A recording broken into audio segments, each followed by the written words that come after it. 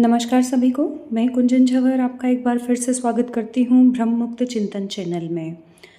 आप चिंतन धारा बुक के ऑडियो सुन रहे हैं। आइए आज एक और नए विषय से आपका परिचय करवाती हूँ। विषय है माया क्या है। इस बुक के लेखक हैं श्री वल्लभ जी माहेश्वरी।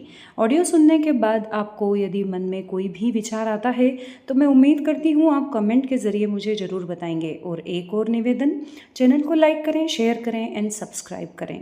चलिए विषय की शुरुआत करते हैं। माया क्या है। माया शब्द का अर्थ भ्रम होता है। यह शब्द दो शब्दों के मेल से बना है। माँ धन आया। माँ का अर्थ होता है नहीं और या का अर्थ होता है। अर्थात जिस वस्तु का अस्तित्व न हो फिर भी उसका अस्तित्व प्रतीत हो, ऐसे भ्रम को माया कहते हैं। वास्तव में माया ईश्वर की शक्ति है। आध्यात्म के अनुसार ईश्वर ने इसी माया शक्ति के माध्यम से पूरे संसार की रचना की है। माया एक भ्रम है। इस कारण आध्यात्म इस संसार को भ्रम या मिथ्या मानता है। वेदों में कहा गया है ब्रह्म सत्य जगत मिथ्या, अर्थात ब्रह्म सत्य है और जगत मिथ्या है। यह आध्यात्म का सर्वोच्च चिंतन है। प्राचीन ग्रंथों में राक्षसों द्वारा ऐसा दृश्य उपस्थित कर देने का वर्णन आता है जो वास्तव में नहीं थे। ऐसा भ्रम उत्पन्न कर देने की क्षमता से संपन्न होने के कारण राक्षसों को मायावी कहा जाता था। आधुनिक फिल्मों में भी ऐसे कई दृश्य दिखाए जाते हैं जो सिर्फ कैमरे का कमाल होते हैं और वास्तविकता से परे होते हैं। फिल्मों के माध्यम से ऐसा भ्रम उत्पन्न करने को भी माया कहा जाता है और इसलिए फिल्म नगरी को माया नगरी भी कहते हैं। कई जादूगर ऐसे आश्चर्यजनक कार्य दिखाते हैं जो वास्तविक नहीं होते, जैसे डिब्बे में से फूल उत्पन्न कर देना, लड़की को काट देना, हाथी गायब कर देना आदि आदि। ये सब कार्य भी भ्रम के कारण सत्य दिखाई देते हैं। इसी कारण जादूगरों के कार्य को माया जाल कहा जाता है। इन सब उदाहरणों से जो निष्कर्ष निकलता है वह यही है कि जो वस्तु वास्तव में नहीं है परंतु वास्तविक दिखे, उस स्थिति को माया कहते हैं।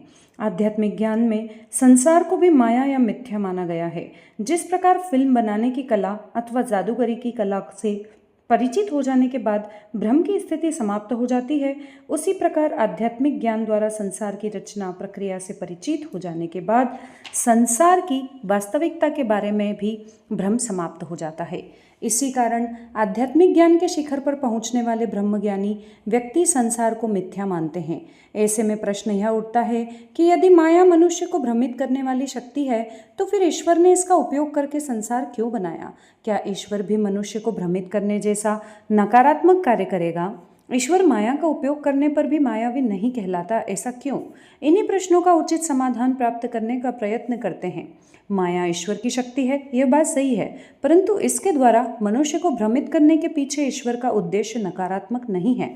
फिल्म निर्माता, जादूगर तथा राक्षस अपनी स्वार्थ पूर्ति के लिए भ्रम उत्पन्न करते हैं, इस कारण इन्हें मायावी कहा जाता है। परंतु ईश्वर माया के द्वारा जो भ्रम उत्पन्न करता है उसका उद्देश्य मनुष्य जीवन को सुखी तथा मनोरंजक बनाना है तथा इसमें ईश्वर का कोई स्वार्थ नहीं है। इसी कारण ईश्वर को मायावी नहीं कहा जाता।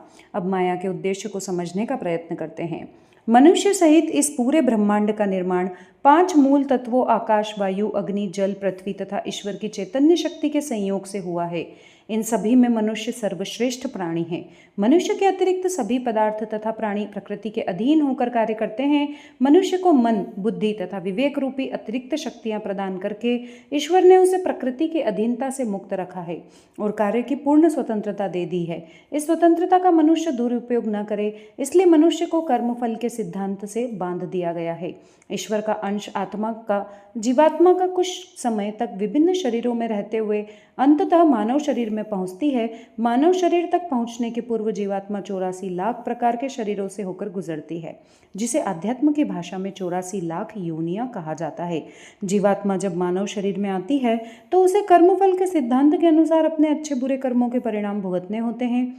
इसका उद्देश्य यह है कि जीवात्मा सदकर्म करते हुए अपनी इस अत्यंत लंबी यात्रा का अंत ईश्वर प्राप्ति करके करे। सत्कर्म क्या है तथा दुष्कर्म क्या है, इसकी जानकारी सद्ग्रंथों में दी गई है और उन्हें समझने के लिए मनुष्य को मन, बुद्धि तथा विवेक रूपी शक्तियां दी गई है, जिनका उपयोग करके मनुष्य अपने लिए सही मार्ग का चुनाव कर सके।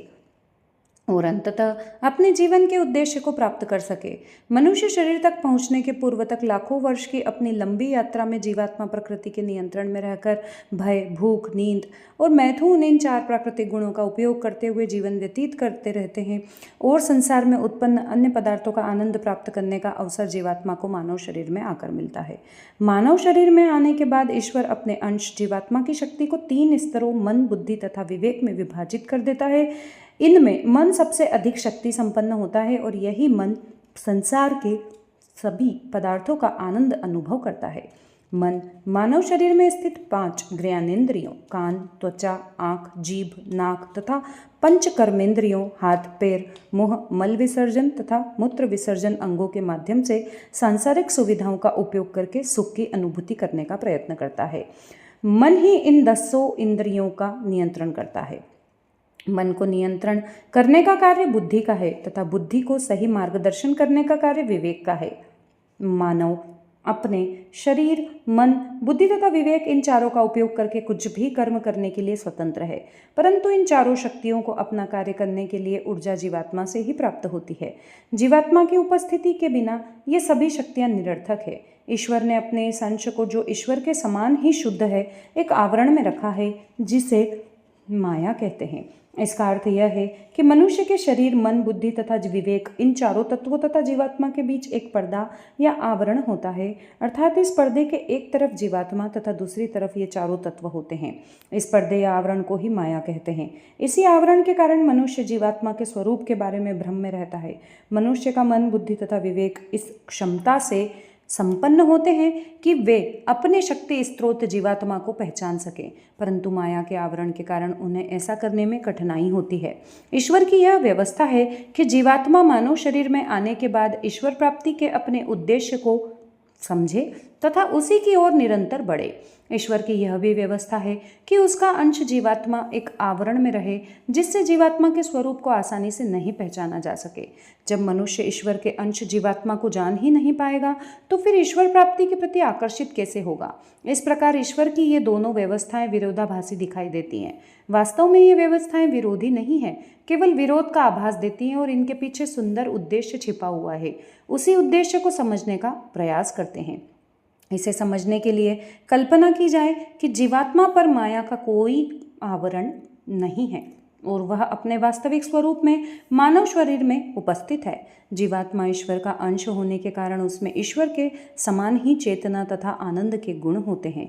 यदि मनुष्य अपने मन, बुद्धि तथा विवेक के कारण जीवात्मा को सरलता से पहचान ले तो वह परमात्मा को भी पहचान लेगा, क्योंकि दोनों में केवल सामर्थ्य का अंतर है, गुणों में कोई अंतर नहीं है।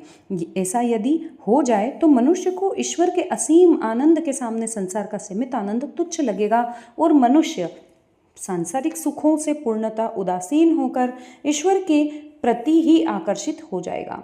आज मनुष्य अपनी इंद्रियों द्वारा शब्द, स्पर्श, रूप, रस तथा गंध का जो सुख प्राप्त कर रहा है उसकी तरफ मानव मन आकर्षित हो ही नहीं पाएगा। ऐसे में कोई पुरुष किसी महिला के प्रति तथा कोई महिला किसी पुरुष की तरफ आकर्षण का अनुभव ही नहीं करेंगे। व्यक्ति फूलों के सौंदर्य व सुगंध के प्रति, फलों के स्वाद के प्रति, संगीत की मधुरता के प्रति उदासीन हो जाएगा। ऐसा होने पर स्त्री पुरुष संयोग से जीवन विकास का जो क्रम चल रहा है वह अवरुद्ध हो जाएगा।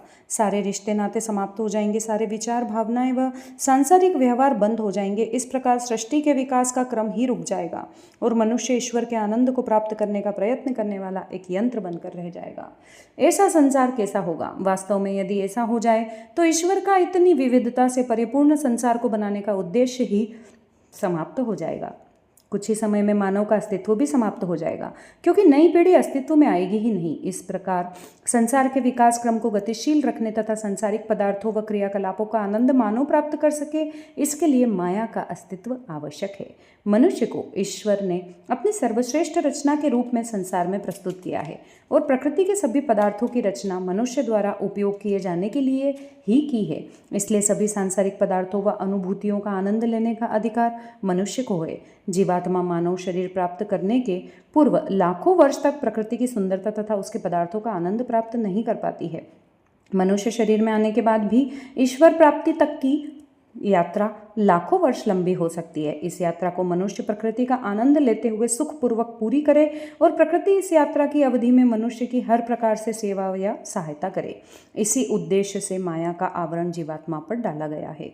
ईश्वर ने प्रकृति में अनेक प्रकार के पेड़ पौधे, फल फूल, पशु पक्षी, झरने, नदी, पर्वत, समुद्र, जंगल आदि सुंदर वस्तुओं का निर्माण किया है।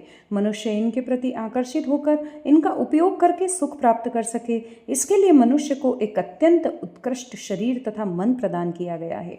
इन वस्तुओं का आनंद तो मनुष्य अवश्य ले, परंतु इन्हीं में डूबकर अपने ईश्वर प्राप्ति के मूल लक्ष्य को भूल जाए, इसके लिए मनुष्य को बुद्धि तथा विवेक प्रदान किए गए हैं। बुद्धि तथा विवेक का उपयोग करके मनुष्य माया के आवरण के पार जाकर आत्मा को पहचान सकता है और इसी आत्मा के माध्यम से ईश्वर के असीम आनंद तथा ऐश्वर्य की अनुभूति कर सकता है। इस प्रकार मनुष्य संसार के सभी सुखों का संतुलित उपयोग करते हुए ईश्वर प्राप्ति के अपने लक्ष्य की ओर निरंतर यात्रा कर सके, ऐसी सुंदर व स्वस्थ व्यवस्था ईश्वर ने कर रखी है। इसी सुंदर व्यवस्था का एक महत्वपूर्ण अंग माया है। संक्षेप में कहा जा सकता है कि सांसारिक सुखों की ओर मानव आकर्षित रहे, इसके लिए माया का आवरण जीवात्मा पर डाला गया है। सांसारिक सुखों में मनुष्य डूब न जाए तथा उनका संतुलित उपयोग करके सुख प्राप्त करता रहे, इसके लिए मनुष्य को बुद्धि प्रदान की गई है तथा माया से परे जाकर ईश्वरीय आनंद की अनुभूति मानव कर सके, इसके लिए उसे विवेक प्रदान किया गया है। यह एक अति संतुलित व्यवस्था है जिसका उचित ढंग से उपयोग करते हुए मानव सांसारिक सुख भी प्राप्त कर सकता है तथा ईश्वर प्राप्ति का अपना लक्ष्य भी प्राप्त कर सकता है। मनुष्य के लिए ईश्वर ने बहुत सुंदर व्यवस्था कर रखी है। अब यह मनुष्य के हाथ में है कि वह इस व्यवस्था के अनुसार कार्य करके सुखपूर्वक अपने लक्ष्य तक पहुंचे अथवा इस व्यवस्था का दुरुपयोग करके अपने लक्ष्य से भटककर अपने जीवन को दुखी व कष्टपूर्ण बना ले। संसार के अधिकांश मनुष्य सांसारिक सुखों में डूबकर अर्थात आसक्त होकर अपने मूल लक्ष्य से भटककर इस तरह तरह के कष्ट उठाते रहते हैं। जब व्यक्ति अपने विवेक का उपयोग करना बंद कर लेता है तभी वह भ्रमित होकर दुखों का शिकार होता है। इसके लिए माया को दोषी नहीं ठहराया जा सकता है। इसे ठीक प्रकार से समझने के लिए एक उदाहरण का सहारा लेना उचित होगा। यदि किसी व्यक्ति को स्वयं की सुरक्षा के लिए कोई शस्त्र दिया जाए और वह व्यक्ति उस शस्त्र का गलत उपयोग करके स्वयं को हानि पहुंचा ले, तो क्या शस्त्र को या शस्त्र प्रदान करने वाले को दोषी माना जा सकता है? कदापि नहीं। दोषी तो शस्त्र का गलत उपयोग करने वाला ही माना जाएगा। ठीक इसी प्रकार जीवात्मा को माया का आवरण इसलिए प्रदान किया गया है कि मनुष्य संसार के पदार्थों व सौंदर्य का आनंद लेते हुए सुख सुविधा पूर्ण जीवन व्यतीत कर सके। यदि मानव इन सुख सुविधाओं में पूर्ण आसक्त होकर अपना जीवन दुखी कर ले तो दोष स्वयं मानव का है तथा माया अथवा ईश्वर को दोषी नहीं ठहराया जा सकता। यदि थोड़ी और गहराई से चिंतन किया जाए तो पता चलेगा कि मनुष्य जो भी भौतिक यानी वैज्ञानिक व आध्यात्मिक प्रगति आज कर पा रहा है उसका मूल कारण माया ही है। यदि माया न होती तो मनुष्य भौतिक सुख सुविधाओं की ओर आकर्षित ही नहीं होता और इन सुविधाओं को बढ़ाने अथवा नई नई सुविधाजनक वस्तुएं बनाने का प्रयास ही नहीं होता। आज जो वैज्ञानिक प्रगति होती जा रही है उसका एकमात्र कारण यही है कि मानव यह मानता है कि इस प्रगति के कारण और अधिक सुविधाजनक उपकरण निर्मित हो सकेंगे और वह अधिक सुख प्राप्त करेगा। मनुष्य की इस मान्यता का मूल कारण भी माया है। जिस प्रकार भौतिक या वैज्ञानिक प्रगति का मूल कारण माया है, उसी प्रकार आध्यात्मिक उन्नति का भी मूल कारण माया ही है। जब कोई वस्तु आवरण में रहती है तब उसके बारे में जानने की जिज्ञासा तीव्र होती है। ईश्वर ने जीवात्मा को आवरण में रखकर तथा मन बुद्धि विवेक को आवरण के बाहर रखकर मनुष्य के अंदर जीवात्मा तथा ईश्वर के स्वरूप को जानने की तीव्र जिज्ञासा उत्पन्न की है। इसी तीव्र जिज्ञासा के फलस्वरूप मानव आध्यात्मिक ज्ञान की ओर आकर्षित होकर अपना आध्यात्मिक विकास करने का प्रयत्न करता है। इस प्रकार स्पष्ट रूप से देखा जा सकता है कि माया के कारण ही मनुष्य क्रियाशील तथा मननशील बनकर भौतिक तथा आध्यात्मिक ऊंचाइयों को प्राप्त करने के लिए प्रेरित तथा प्रयत्नशील होता है। इस विश्लेषण से समझा जा सकता है कि माया भ्रम उत्पन्न करने वाली शक्ति अवश्य है, परंतु इसका उद्देश्य पूर्ण रूप से सकारात्मक है। माया के कारण ही मानव सांसारिक पदार्थों व सुविधाओं का उपयोग करते हुए ईश्वर प्राप्ति की अपनी लंबी यात्रा को सुगम, सरस तथा आनंददायक बना पाता है। मनुष्य को सुखी बनाने के लिए संसार में सब कुछ उपलब्ध है। मनुष्य को केवल इतना ही करना है कि इन सुख सुविधाओं का संतुलित उपयोग करे तथा कभी भी एक क्षण के लिए भी अपने मूल उद्देश्य अर्थात ईश्वर प्राप्ति के प्रति विस्मृति न होने दे। अपने इस लक्ष्य के प्रति विस्मृति ही मनुष्य के दुखों का प्रमुख कारण है। मनुष्य अपने लक्ष्य को न भूल पाए, इसके लिए यह आवश्यक है कि मनुष्य अपने विवेक को हमेशा जागृत रखे और कोई भी कार्य विवेक की कसौटी पर कसकर ही करे। मनुष्य जब भी कोई कार्य करता है तब मनुष्य के अंदर से उस कार्य के प्रति सहमति अथवा असहमति की प्रेरणा अवश्य आती है। यही प्रेरणा विवेक की आवाज़ है। इसकी उपेक्षा कभी नहीं की जानी चाहिए। विवेक की बार बार उपेक्षा होने से वह निष्क्रिय हो जाता है और मनुष्य माया के आवरण के पार देख पाने की अपनी शक्ति खो देता है। विवेक शक्ति निष्क्रिय हो जाने अथवा सुप्त हो जाने के कारण मनुष्य अपने ईश्वर प्राप्ति के लक्ष्य को भूल जाता है और तरह तरह के कष्टों का सामना करने को बाध्य हो जाता है। ऐसा होने पर मनुष्य अपने भाग्य को, ईश्वर को, संसार को, माया को, सभी को दोषी ठहराने लगता है, जो कि गलत है। वास्तविकता यह है कि मनुष्य ने अपनी विवेक शक्ति की उपेक्षा की जो उसे सुखी कर सकती है। यहाँ यह विषय समाप्त होता है। विषय को सुनने के बाद आपके मन में कई तरह के विचार आए होंगे।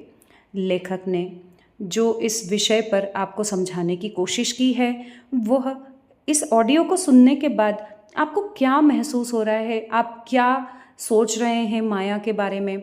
अगर आपके मन में कोई भी विचार हो तो मुझे कमेंट के ज़रिए ज़रूर बताइएगा। और फिर से वही निवेदन करूँगी, अपने नियर एंड डियर तक चैनल को पहुँचाएँ, चैनल को लाइक करें, शेयर करें एंड सब्सक्राइब करें। नेक्स्ट ऑडियो में फिर से मिलेंगे, तब तक के लिए नमस्कार।